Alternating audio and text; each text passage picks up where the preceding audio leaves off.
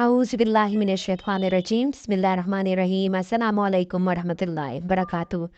बच्चों की हुकूक इस्लाम और हम बच्चों की तालीमी माशी और माशरती ज़रूरियात के साथ साथ नफ्सियाती ज़रूरियात भी बहुत अहमियत के हामिल और वालिदैन की तवज्जो की मतकाज़ी है।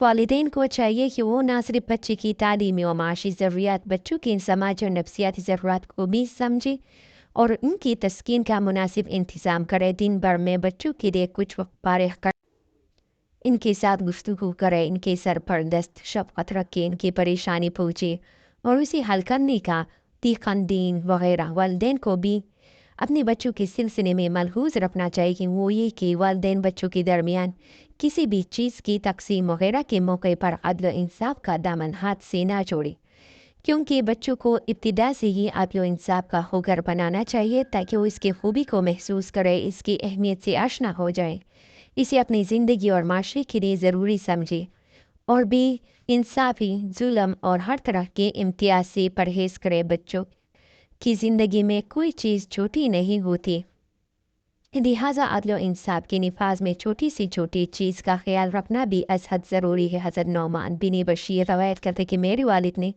मुझे अपना कुछ माल इनायत किया। मेरी वालिदा ने कहा कि मैं उस वक्त तक इस पर राज़ी नहीं होंगी जब तक तुम रसूलुल्लाह सल्लल्लाहु अलैहि वसल्लम को इस पर गवाह न बना लो। चुनांचे मेरे वालिद रसूलुल्लाह सल्लल्लाहु अलैहि वसल्लम की खिदमत में हाजिर हुए ताकि आप इसको मुझे दी गई हिदिया पर गवाह बनाए।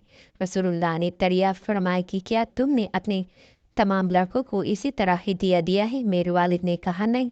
रसूलुल्लाह सल्लल्लाहु अलैहि वसल्लम ने ये सुनकर इरशाद फरमाया, अल्लाह से डरो और अपने औलाद के बारे में आदमी से काम लो। चुनांचे मेरे वालिद ने वो हिदिया मुझसे वापस ले लिया। एक दूसरी रवायत में रसूलुल्लाह सल्लल्लाहु अलैहि वसल्लम का इस तरह मरवी है कि आप सल्लल्लाहु अलैहि वसल्लम ने मेरे वालिद से ये बात पूछी कि आपके बच्चों को ये बात पसंद है, सब लड़की से फरमान बरतर है। इन्होंने कहा क्यों नहीं, आपने इरशाद पाए तब तो ऐसा ना करो, यानी तुम बच्चों के दरमियान अदल इंसाफ से काम ना लोगे और बराबरी ना करोगी तो तुम्हारे साथ हुस्न सलूक और इताअत व फरमान बरदारी में भी तमाम बच्चे यकसा ना होंगे, बल्कि जिन बच्चों में महरूमी का एहसास होगा वो वालिदैन की तरफ से नाइंसाफ़ी महसूस करेंगी।